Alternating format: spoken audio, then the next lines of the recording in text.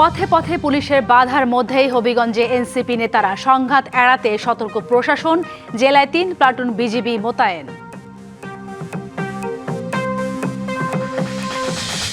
রাজধানী মতিঝিলের শাপলা চত্বর হত্যা মামলায় সাবেক মন্ত্রী আব্দুল লতিফ সিদ্দিকী গ্রেপ্তার, নেওয়া হয়েছে ডিবি কার্যালয়ে।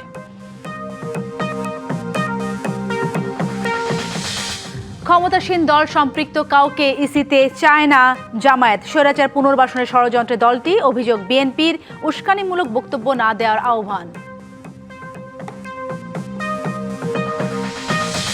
প্রধানমন্ত্রী তারেক রহমানের ভারত সফরের বিষয়ে অধীর আগ্রহে অপেক্ষা দিল্লির, যাবেন কিনা পর্যালোচনা করে দেখছে ঢাকা। গ্যাস সংকটে বিপর্যস্ত জনজীবন, ভুগছে শিল্প খাত, প্রধানমন্ত্রীর সঙ্গে ব্যবসায়ীদের বৈঠক, সমাধানে উদ্যোগ নেওয়ার আশ্বাস।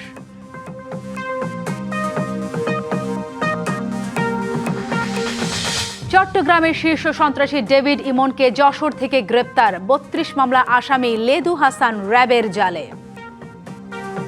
পথে পথে পুলিশের বাধার মধ্যে হবিগঞ্জে এনসিপি নেতারা সংঘাত এড়াতে সতর্ক অবস্থানে আইনশৃঙ্খলা বাহিনী, জেলায় কাজ করছে ৩ প্লাটুন বিজিবি। হবিগঞ্জ পৌর এলাকায় জারি আছে ১৪৪ ধারা। রাজনৈতিক উত্তেজনার মধ্যে মৌলভীবাজার থেকে হবিগঞ্জে যাওয়ার পথে শ্রীমঙ্গলের চাকুন্না এলাকায় পুলিশের বাধার মুখে পড়েন এনসিপির নেতারা। বুধবার বিকেল ৫টার দিকে তাদের গাড়িভর থামিয়ে দেয় পুলিশ। এ সময় সড়কে ট্রাক ও বাস আড়াআড়িভাবে রেখে যান চলাচল নিয়ন্ত্রণ করা হয়। সেখানে ছিলেন এনসিপির আহ্বায়ক ও বিরোধী দলীয় চিফ হুইপ নাহিদ ইসলাম সহ কেন্দ্রীয় নেতারা।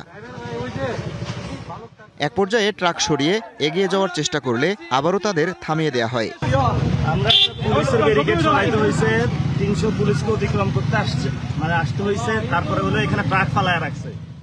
মঙ্গলবার পদযাত্রা শেষে হামলার শিকার হন এনসিপির নেতারা। এ ঘটনার প্রতিবাদে হবিগঞ্জে বিক্ষোভ মিছিল ও সমাবেশ কর্মসূচি ঘোষণা করে দলটি।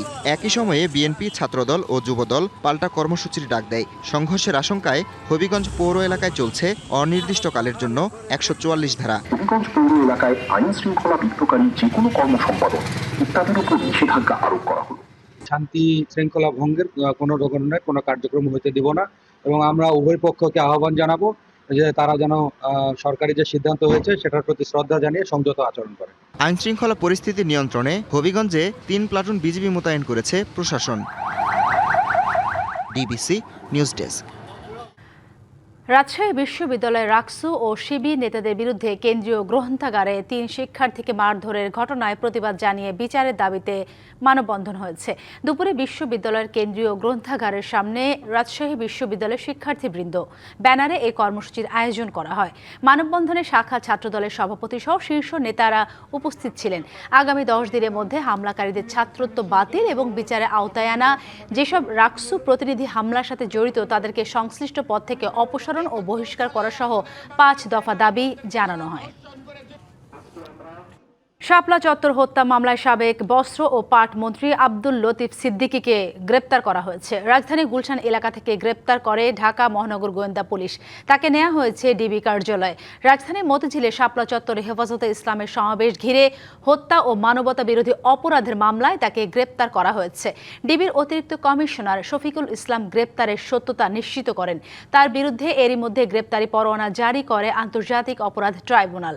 বুধবার শাহবাগ থানার সন্ত্রাস বিরোধী আইনের মামলায় সিএমএম আদালতে হাজিরা শেষে সাংবাদিকদের লতিফ সিদ্দিকী জানান, শাপলা চত্বর হত্যা মামলায় পুলিশ গ্রেপ্তার না করলে রবি বা সোমবার নাগাদ ট্রাইব্যুনালে আত্মসমর্পণ করবেন তিনি।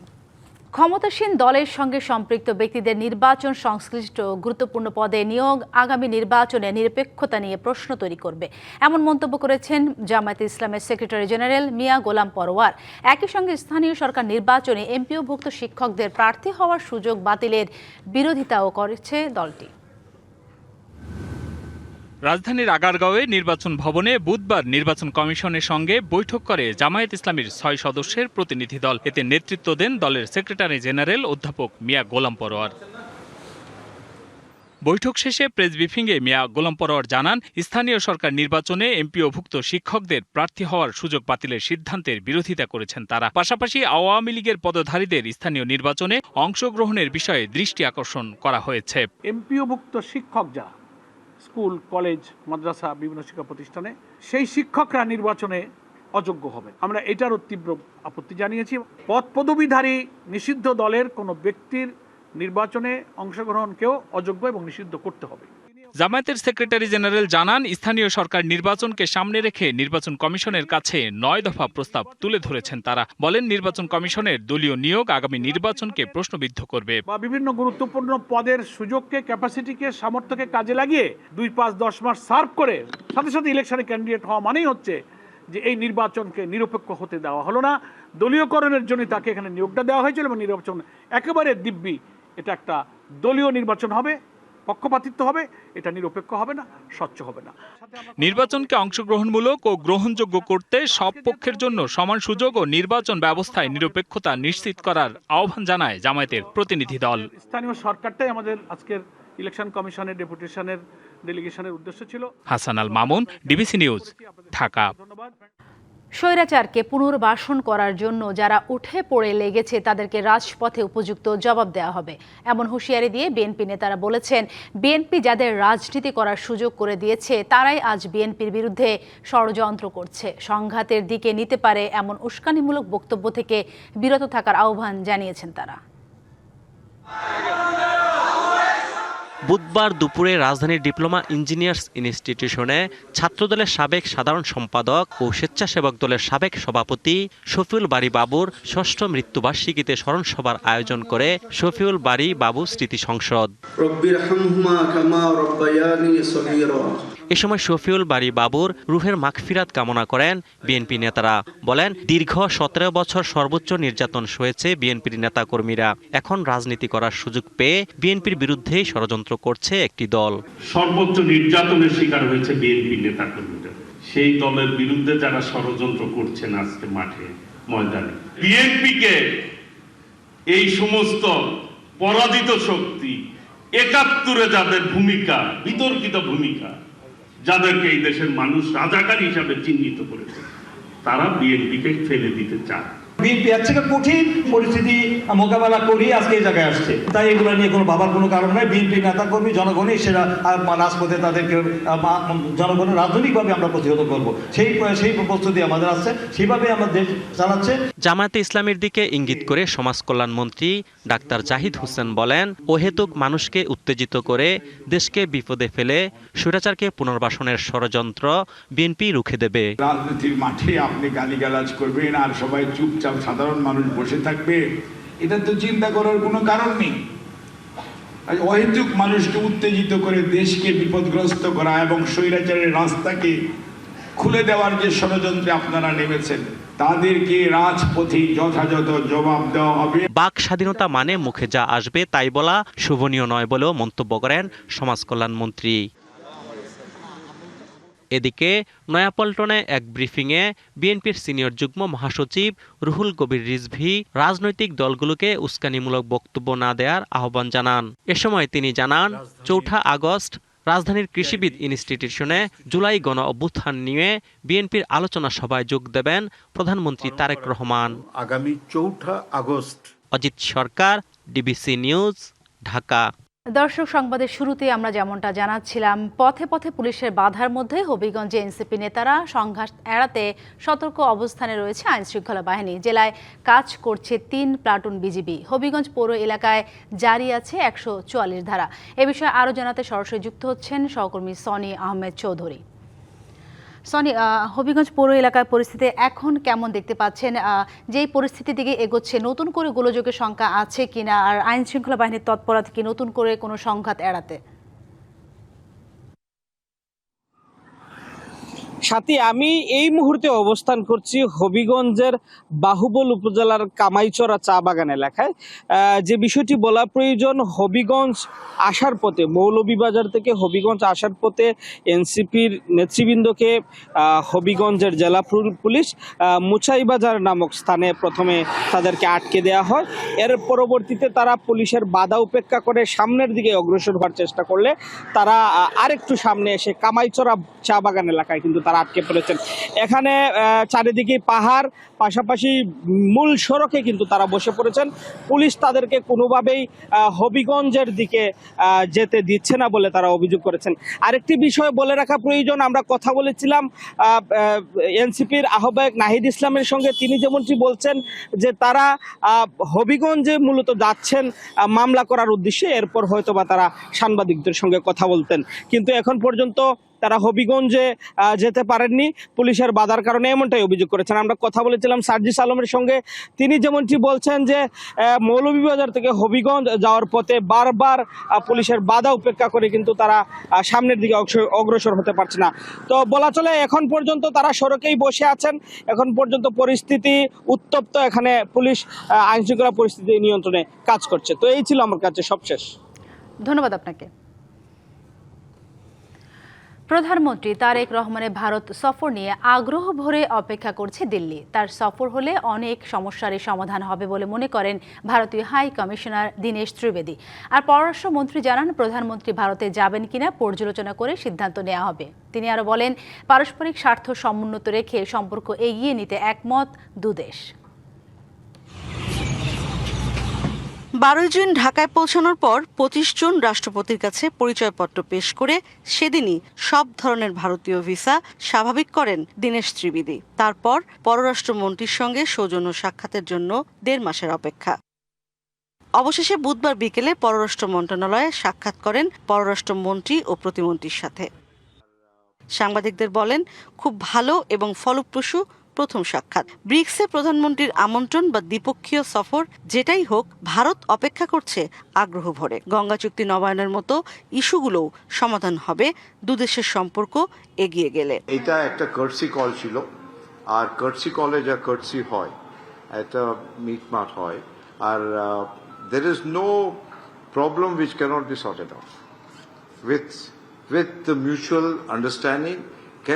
Ultimately, at the end of the day, it is people. That, I think, is the prerogative of the Honourable Prime Minister. And, of course, from our side, I can tell you for sure that we are anxiously waiting for the Honourable Prime Minister of Bangladesh. পররাষ্ট্রমন্ত্রী বলেন, এটা ছিল একান্তই কূটনৈতিক সৌজন্য সাক্ষাৎ। তবে পারস্পরিক স্বার্থ সমুন্নত রেখে সম্পর্ক এগিয়ে নেবে দুদেশ। তবে ব্রিক্সে দিল্লিতে যাবেন কিনা প্রধানমন্ত্রী, তার রিভিউ করবে ঢাকা।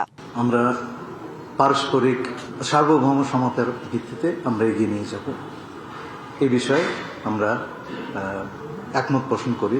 কোনো বিশেষ বিষয়ে আমাদের কোনো দীর্ঘ আলোচনা হয়নি। একাধিক দাওয়াত আছে, সবগুলি তো ওনার সময় ধরে উনি জেনারেল অ্যাসেম্বলিতে যাবেন নিউ ইয়র্কে, সব কিছু আমাদের সমন্বিতভাবে দেখতে হচ্ছে। বৃহস্পতিবার যুক্তরাষ্ট্রের দক্ষিণ ও মধ্য এশিয়া বিষয়ক বিশেষ দূত সার্জিও গোর প্রথম বাংলাদেশে আসছেন। তিনি ইতিবাচক ধারণা নিয়ে ফিরবেন বলেও এক প্রশ্নের উত্তরে জানান পররাষ্ট্রমন্ত্রী। Ishrat Jahan Urmi, DBC news, Dhaka.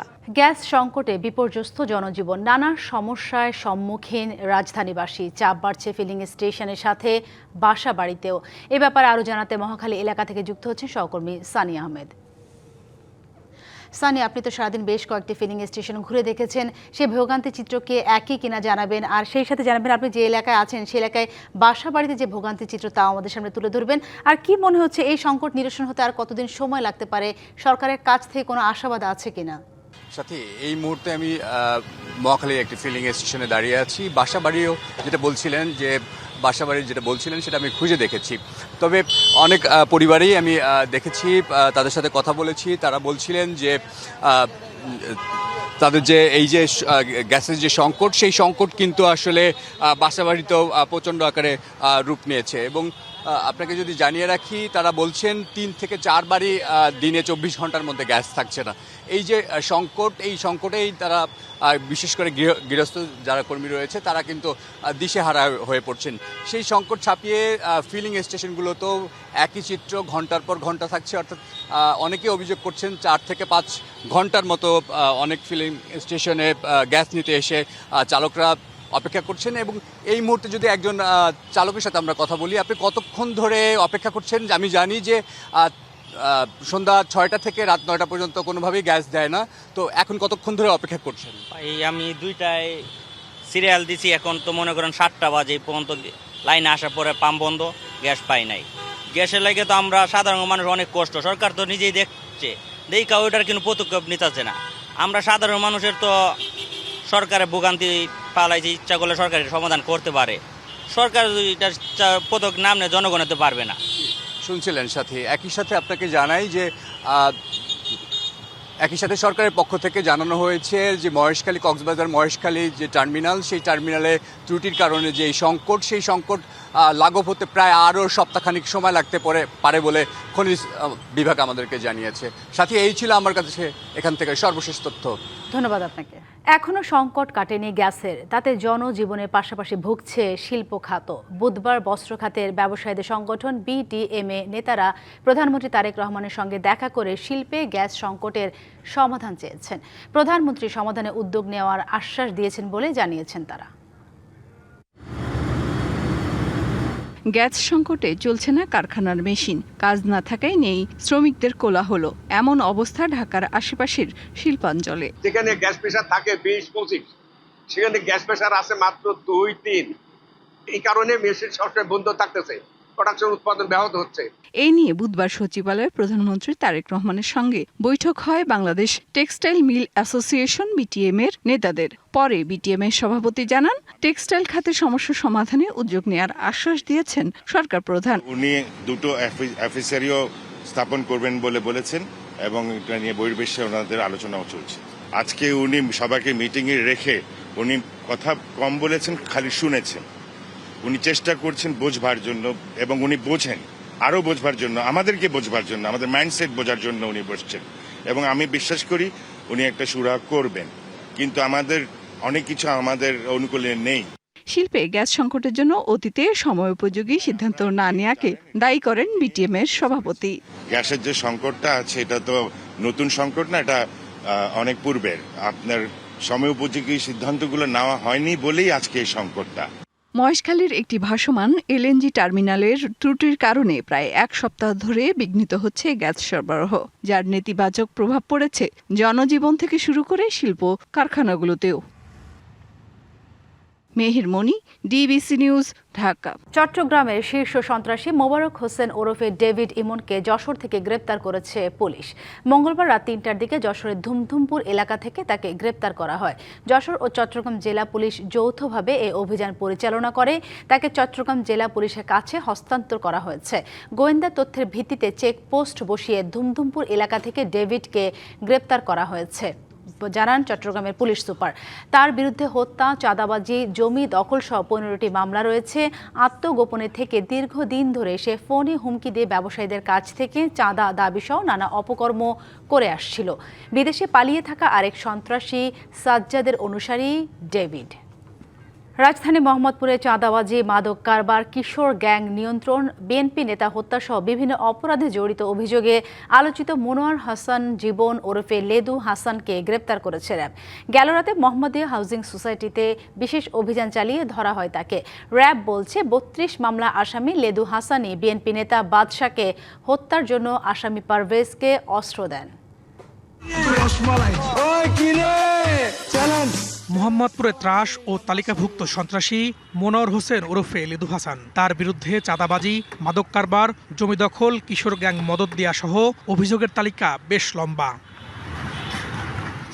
RAB জানায়, মোহাম্মদপুরের নবোদয় হাউজিং ইউনিট বিএনপির সাধারণ সম্পাদক আবুল বাশার বাদশা হত্যায় জড়িত অভিযোগে লেদুকে গ্রেপ্তার করা হয়েছে। একসময় বিএনপির রাজনীতিতে সক্রিয় থাকলেও নানা অপকর্মের কারণে দল থেকে বহিষ্কার করা হয় লেদুকে। নবোদয় হাউজিং ইউনিট বিএনপির সাধারণ সম্পাদক আবুল বাশার বাদশা ছুরিকাঘাত হয়ে নিহত হন। উক্ত হত্যা মামলার অন্যতম অভিযুক্ত মনোয়ার হোসেন লেদু ওরফে লেদু হাসান। লেদু হাসানই বাদশাকে হত্যার জন্য মূল হত্যাকারী পারভেজকে অস্ত্র সরবরাহ করেছিল।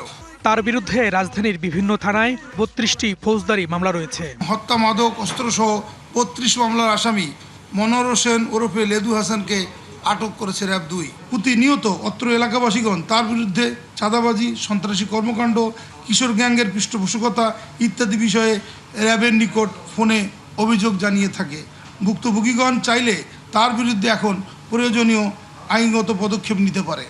র্যাব আরও দাবি করে, নানা সময়ে আলোচিত মোহাম্মদপুরে আগের তুলনায় ছিনতাই, চাঁদাবাজি ও সন্ত্রাসী কার্যক্রম কমে এসেছে। আমরা তো আমাদের মতো করে যাচ্ছি, আমরা তো স্যাটিসফাইড। এখন সবাইকে তো স্যাটিসফাইড করা আমাদের পক্ষে সম্ভব না। Farhaduzzaman, DBC news, Dhaka. প্রায় $1.5 বিলিয়ন মার্কিন ডলারের বিনিয়োগে নিজেদের বহরে 21টি বোয়িং উড়োজাহাজ যুক্ত করতে যাচ্ছে দেশের বেসরকারি এয়ারলাইন্স ইউএস বাংলা। রাজধানীর একটি হোটেলে চুক্তি সই অনুষ্ঠানে এই ঘোষণা দেওয়া হয়। জানানো হয় উড়োজাহাজগুলো 2027 সালের মধ্যেই বহরে যুক্ত হবে। ঢাকার পাশাপাশি চট্টগ্রাম ও সিলেট আন্তর্জাতিক বিমানবন্দরকে হাব করে সেখান থেকে দক্ষিণ এশিয়া, দক্ষিণ পূর্ব এশিয়া ও মধ্যপ্রাচ্যের বিভিন্ন গন্তব্যে ফ্লাইট পরিচালনা করবে। 25টি উড়োজাহাজের বহন নিয়ে বর্তমানে ইউএস বাংলা বাংলাদেশের সবচেয়ে বড় বেসরকারি এয়ারলাইন্স। নতুন 21টি যুক্ত হলে উড়োজাহাজ বেড়ে হবে 46টি। বুধবার দুপুরে চুক্তি সই অনুষ্ঠানের প্রধান অতিথি ছিলেন বেসামরিক বিমান পরিবহন ও পর্যটন প্রতিমন্ত্রী। তিনি বলেন, একটি অভ্যন্তরীণ এয়ারলাইন্স থেকে শুরু করে ইউএস বাংলা দেশের অন্যতম শীর্ষস্থানীয় আন্তর্জাতিক ক্যারিয়ারে পরিণত হয়েছে। হযরত শাহজালাল আন্তর্জাতিক বিমানবন্দরে তৃতীয় টার্মিনাল চালু হলে আমরা প্রতি বছর 24 মিলিয়ন যাত্রী সেবা দিতে সক্ষম হব। ক্রমবর্ধমান এই চাহিদা মেটাতে ইউএস বাংলা এয়ারলাইন্সের 21টি বোয়িং বিমান যুক্ত করার সিদ্ধান্ত একটি গুরুত্বপূর্ণ পদক্ষেপ। অনুষ্ঠানে মার্কিন রাষ্ট্রদূত বলেন, এই চুক্তি শুধু একটি এয়ারলাইন্সের বহরের সম্প্রসারণ নয়, এটি বাংলাদেশের জন্য একটি বিনিয়োগ। এটি অর্থনৈতিক প্রবৃদ্ধির সুযোগ তৈরি করবে, আঞ্চলিক ও আন্তর্জাতিক যোগাযোগকে শক্তিশালী করবে, পর্যটন ও বাণিজ্য সহায়তা করবে এবং বাংলাদেশিদের জন্য উন্নত মানের কর্মসংস্থান সৃষ্টি করবে। ইউএস বাংলা এয়ারলাইন্স জানায়, নতুন উড়োজাহাজ সংযোজনের মাধ্যমে আন্তর্জাতিক রুটে দেশীয় এয়ারলাইন্সের সক্ষমতা উল্লেখযোগ্যভাবে বাড়বে। এতে বৈদেশিক মুদ্রার বড় একটি অংশ দেশে রাখা সম্ভব হবে। আমাদের লক্ষ্য শুধু একটি সফল এয়ারলাইন্স পরিচালনা করা নয়, বরং ইউএস বাংলাকে একটি পূর্ণাঙ্গ গ্লোবাল এভিয়েশন গ্রুপে পরিণত করা। নতুন উড়োজাহাজ যুক্ত হওয়ার মাধ্যমে আন্তর্জাতিক রুট সম্প্রসারণ, দক্ষ জনবল তৈরি, কার্গো, এমআরও, ফ্লাইট ক্যাটারিং এবং এভিয়েশন প্রশিক্ষণ সহ একটি সমন্বিত এভিয়েশন ইকোসিস্টেম গড়ে তোলার পরিকল্পনা বাস্তবায়ন করা হবে। নতুন বহরে থাকছে 15টি অত্যাধুনিক বোয়িং 737-8 এবং 6টি বোয়িং 737-800 উড়োজাহাজ, যা 2027 সালের মধ্যে ধাপে ধাপে যুক্ত হবে বহরে। Rajib Ghosh, DBC news, Dhaka. শেষ হয়েছে বিসিবির বোর্ড সভা। সভা শেষে চলছে ব্রিফিং, সরাসরি চলে যাচ্ছে সেখানে। ইনশাল্লাহ করে নিই, তাহলে আমার কাছে মনে হয় this will be significant step forward. আমি আবারও বলি, আমি যখন এই দায়িত্ব নিই, আনফর্চুনেটলি আমাদের বোর্ডকে অনেক সময় জাজ করা হয় খেলা জেতা হারা এসব নিয়ে। অবশ্যই ক্রিকেট বোর্ডের একটা পার্টের এই দায়িত্ব, কিন্তু যদি আমি বা আমার বোর্ড একটা সিরিজ জিতাতে বা একটা সিরিজ হারাতে যদি কনসেন্ট্রেট করতে থাকি, ঠিক লাস্ট যত বছরে যে ফেসিলিটিসগুলো হয়ে যাওয়ার কথা ছিল ওটা হয়নি, because probably the thinking was towards winning and losing more. আমার জন্য দি মোস্ট ইম্পর্টেন্ট জিনিস হলো, আর আমার বোর্ডের জন্য দ্য মোস্ট ইম্পর্টেন্ট জিনিস হলো to build the facilities for the upcoming cricketers, so that আমাদের ক্রিকেটারের যে সংখ্যাটা আমরা দেখতে পারি মাঝে মাঝে, ওই জিনিসটা যেরকম কোনো সময় না থামুক। আর আমি মনে প্রাণে বিশ্বাস করি এই excellence centre will be a huge part and huge step going forward with Bangladesh cricket. So এটা was one of the major decision, and এটা আপনি বলতে পারেন আমার ব্যক্তিগতভাবে এটা আমার একটা স্বপ্নের বিষয় ছিল। I always wanted to do this because I know the need of this.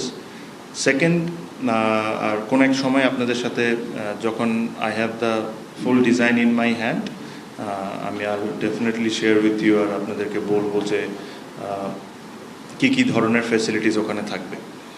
Second, একটা very important decision which is the captaincy.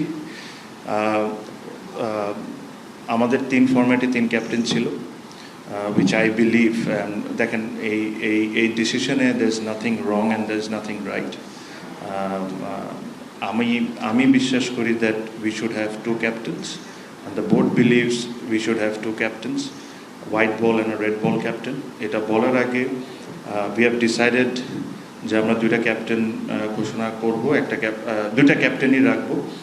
R Liton Das will be the white ball captain and Shanto will continue as red ball captain. The vice captain of the white ball will be Tohid Hridoy, and the vice captain of red ball remains as it is. এটা বলার সাথে সাথে এটা বলাটা খুবই জরুরি, Miraj was an exceptionally successful captain. আপনি যদি লাস্ট 5টা সিরিজ যদি দেখেন, 4টা সিরিজ সে জিতেছে, he has done well. But I have always believed Miraz as a cricketer for Bangladesh is more important than anything. Probably Miraz কে আমরা যেভাবে অভ্যস্ত দেখতে as a performer, probably ওই লেভেলে আমরা ওকে দেখছি না। এটা বলছি না যে সে পারফর্ম করছে না, বাট যে লেভেল অফ যেটাতে আমরা অভ্যস্ত, প্রবলি ওই জায়গায় আমরা দেখছি না এখন। Especially with his batting, I think he's still doing the bowling part quite well. But একই দিনে ইউক্রেনের প্রেসিডেন্ট ভলোদিমির জেলেনস্কি ও ইসরায়েলি প্রধানমন্ত্রী বেনিয়ামিন নেতানিয়াহুর সঙ্গে দুটি আলাদা বৈঠক করেছেন মার্কিন প্রেসিডেন্ট ডোনাল্ড ট্রাম্প। হোয়াইট হাউসে বৈঠক শেষে ট্রুথ সোশ্যালের এক পোস্টে ট্রাম্প বলেন, বৈঠকটি ইতিবাচক ও ফলপ্রসূ হয়েছে। এদিকে নেতানিয়াহু জানান, ইরান ঘিরে সাম্প্রতিক উত্তেজনা এবং আঞ্চলিক নিরাপত্তা পরিস্থিতি ছিল তাদের বৈঠকের প্রধান আলোচ্য বিষয়। একই সাথে ইরানকে কখনোই পারমাণবিক অস্ত্র অর্জন না করতে দেওয়ার ব্যাপারে দুদেশ একমত বলেও জানান তিনি। অন্যদিকে বৈঠক প্রসঙ্গে ইউক্রেনীয় প্রেসিডেন্ট ভলোদিমির জেলেনস্কি জানান, প্রেসিডেন্ট ট্রাম্প ইউক্রেনকে প্যাট্রিয়ট ইন্টারসেপ্টর ক্ষেপণাস্ত্র উৎপাদনের লাইসেন্স দেওয়ার বিষয়ে সম্মতি জানিয়েছেন।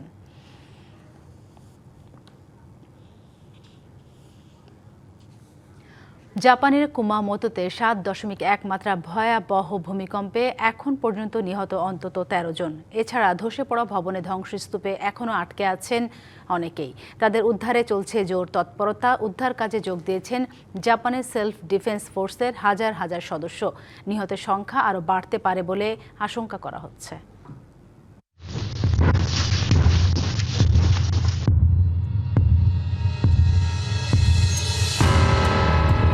পাখির চোখে দেখা ধ্বংসস্তূপের এই চিত্রটি জাপানের কিউশু দ্বীপের বাড়িঘরের। মঙ্গলবার বিকেলের 7.1 মাত্রার ভূমিকম্পের মুহূর্তেই ধসে পড়ে সব বাড়িঘর। কম্পনের ভয়াবহতায় কয়েকটি বাড়িতে ধরে যায় আগুন। ভূকম্পনটিতে সবচেয়ে বেশি ক্ষতিগ্রস্ত হয়েছে কাশিমা শহরের একটি শপিং মল। ছাদ ধসে পড়ে আটকা পড়েন ভেতরে থাকা অনেকে। কিভাবে বলবো, আমার মনে হচ্ছিল যেন আমার শরীরটা শূন্যে ভাসছে। এক মুহূর্তের জন্য আমি বুঝতে পারিনি এটা একটা ভূমিকম্প ছিল। ভূমিকম্পের পরপরই শুরু হয় উদ্ধার অভিযান। রাতভর অভিযান চালিয়ে বেশ কয়েকজনকে জীবিত উদ্ধার করা হয়। এছাড়া একটি কাগজ কারখানার চিমনি ভেঙে পড়েও ঘটে প্রাণহানির ঘটনা। এখন পর্যন্ত আমরা 13 জনের মৃত্যুর বিষয়টি নিশ্চিত হয়েছে। ধ্বংসস্তূপের নিচে এখনো মানুষ উদ্ধারের অপেক্ষায় আছে। প্রতিটি জীবন বাঁচাতে আমরা মাঠে আমাদের সর্বোচ্চ শক্তি ও সম্পদ কাজে লাগাচ্ছি। ভূমিকম্পের তীব্রতায় ভেঙে পড়ে মহাসড়কের সেতু। রাস্তার বিভিন্ন জায়গায় ধরেছে ফাটল। বিদ্যুৎ বিচ্ছিন্ন কিউশু শহরের কয়েক হাজার ঘরবাড়ি। দেশটির আবহাওয়া দপ্তর বলছে, এক সপ্তাহে এই অঞ্চলে আরও শক্তিশালী আফটারশক অনুভূত হতে পারে। জারি করা হয়েছে ভূমিধসের সতর্কতাও। বড় ধরনের বিপর্যয় ঠেকাতে সরিয়ে নেয়ার নির্দেশ দেওয়া হয়েছে সেখানকার বাসিন্দাদের। খান মোহাম্মদ মুকুল, ডিবিসি নিউজ ডেস্ক। ডিবিসি সংবাদে ছিল এখনকার মতো। ডিবিসি নিউজের সংবাদগুলো পড়তে ভিজিট করুন dbcnews.tv আর ভিজিট করুন ডিবিসির ফেসবুক পেজ এবং ইউটিউব চ্যানেল। ডিবিসির সঙ্গেই থাকুন।